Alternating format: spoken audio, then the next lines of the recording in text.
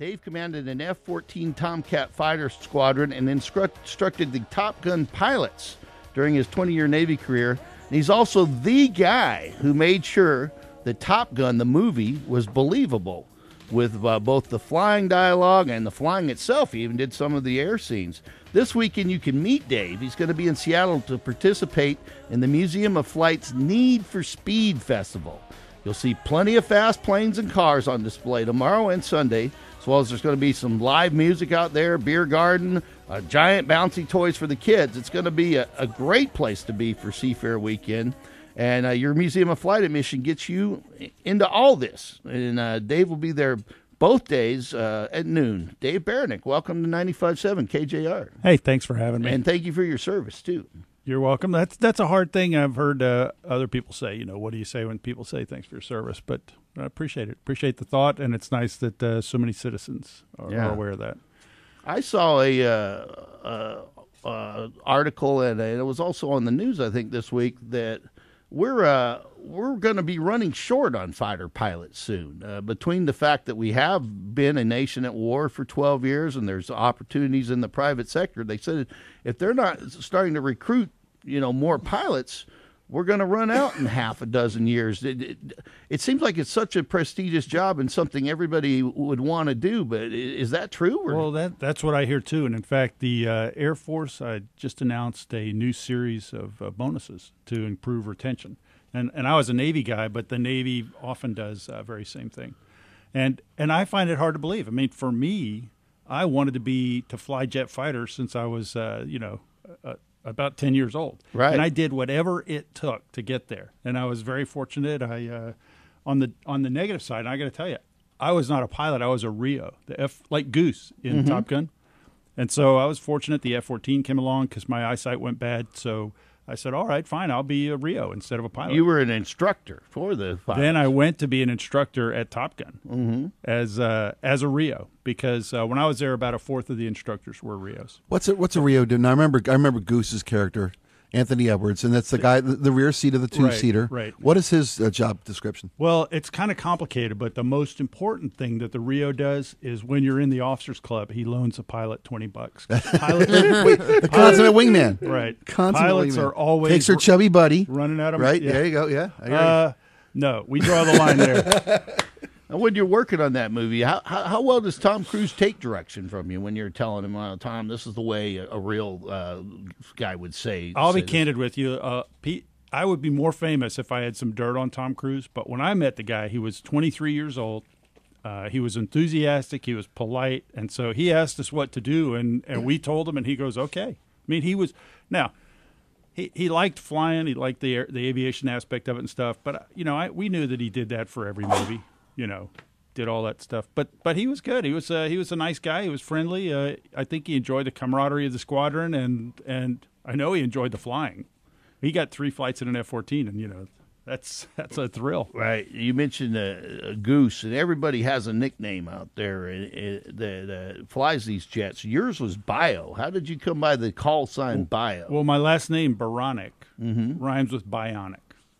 Oh, okay. And so when I joined my squadron in 1981, I said, I want my call sign to be Bionic. But I weighed 30 pounds less than I am now, so I was pretty skinny. And Bionic does not sound good on the radio. Right. So this pilot I was flying with started calling me Bio, and that stuck. Okay. And there are some pretty insulting call signs out there, so I go Bio. That's ambiguous. I'll go with that. I'm happy with that. Is that a superior thing? I mean, do they tag a guy with a call sign and that's it? Oh no, you can get it. You can change your call Can sign. you? Yeah. Okay. I've heard about the Air Force. The Air Force has a little bit more formal, call sign boards and stuff. In the Navy, it's what your buddies call you. Right on. And if you get a bad call sign and you hate it, that makes it stick even more. Of course. So. Hey guys, I want to talk about my nickname. I don't like it anymore. What's the matter, dish begging rag? to get teased. Come on, dish rag. Hop in the plane. Let's go. Yeah. Maybe we could call me T-Bone instead. Well, see, one of the best call signs that I remember was they called a guy Sand. And he was a backseater because they said having him in the plane was like having 200 pounds of sand in the I thought maybe it was because you're right. You've got the book Top Gun Days, and you were always taking pictures. I heard too, even back in the day. Yeah, I thought maybe that was bio, is because you were a guy who was always writing. Or it kind of fits, But since the book has come out, and I've talked to a lot of people, a couple of people have pointed out Baranek. Oh, that sounds like moronic too. I go, yeah, yeah. You got lucky. You lucked out. Nobody thought of that. The book's got more than 50 pictures in here, and I gave the publisher 200. Wow. But they've said, no, let's just pick 50. And that's from the making of the film. Well, no, most of them are real life. And real life shots as well. The book goes into what it's like being a new guy in an F-14 squadron. I recognize what you're holding in your hand right now. When I went to prom night, my date had one of those in her chair. What is that? An ejection handle. That makes perfect sense now. Okay.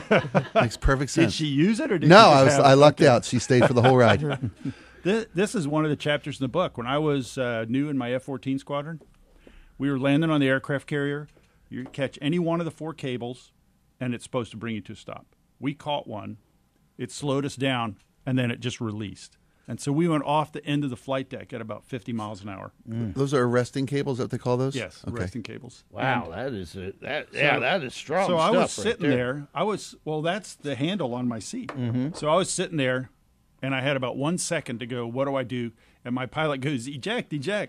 And see, I was new. He was the squadron commander, so he had a little bit more instinct, whatever. Anyway, as soon as he said E, I pulled the handle. Our seats fired, and we came down by parachute. Wow. Then I got tangled up in my parachute in the ocean. Man. That was pretty fun, but Did they have to pry that thing from your hands afterward? It may be tough to let that thing go. You're just locked on, white knuckled. So the plane just rolled off the deck of the ship into the sank in the middle of the Indian Ocean, about 14,000 feet of water. I got the latitude and longitude here, though, if adventure seekers want to go try to. How many millions of dollars of taxpayer money went down on that? That was an early F-14, so it was about 20 million. Wow. Oh, so that's no big deal. No, later they went to like 50, 70 million. Wow. Here in Seattle, a lot of us are bummed that the Blue Angels aren't here right now. This is a tradition, and the Navy fighters aren't coming this year. But we do have other things going on. The Museum of Flight's a great place to go. You'll see all kinds of planes. Do you know much about the Patriot Squadron that's going to be flying the air show this year? I do not know much about the Patriot Squadron, but they fly the L-39, right? Yeah, it's a Czechoslovakian-made. I love the L-39. My last name is Slovak, so I'm familiar with Czechoslovakia. But also, I arranged for my wife to get an L-39 flight a few years ago. And so she loved it. And actually, she flew for an hour, didn't get sick, flew the plane. So she kicked my ass in terms of first flight, because my first flight down to Pensacola, I got sick and whatever. But she flew the plane? The guy let her fly it a little Wow. bit. Was that allowed? I think for the right amount. Yeah, they have that. They have that. When you're up in the sky and everything. You got to know somebody probably, right? Well, he was a former Navy pilot, and so he hooked me. You let him alone with your wife in a plane? Never close your eyes. Lady Bio's safe. You're sweet. She can take him.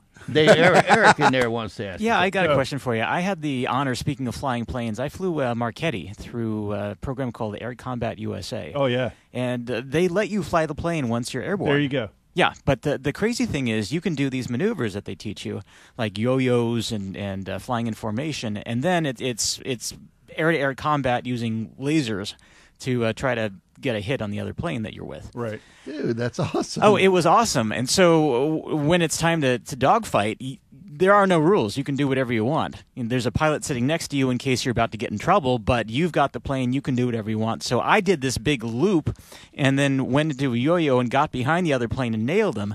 That maneuver made me so sick that I was done. There you go. How do you not get violently ill, and how long did it take you to get over your air sickness doing these maneuvers? I don't want to talk that much about barfing, but my like every other show we do. my first 2 flights, I got air sick, but I was lucky that as soon as I did, I was over and I felt better. Seriously. So it's not like it just wiped me out. So I got that out of the way. And then I pretty quickly started becoming accustomed to, whatever. And then by the time I was in F-14s and then in Top Gun, of course, you can do anything. I mean, you could fly anything. You're upside down. And it's like the amazing thing was, and I remember thinking this at the time, how confusing it is on your very first flight. where is everybody? Where's that? Who is that? No. And then after a couple of months of doing it, little bit of practice, you're going like, you got SA. You got a lot better SA. Or you better have it, or else you're in the wrong line of work. You still fly? Do you fly private? I do not. Not No. at all? No. Is the eyesight? Airlines, man. Yeah. Yeah. Sorry. But that's okay. I got 3,000 hours of jet time and more Right than on. 600 carrier landings and one ejection.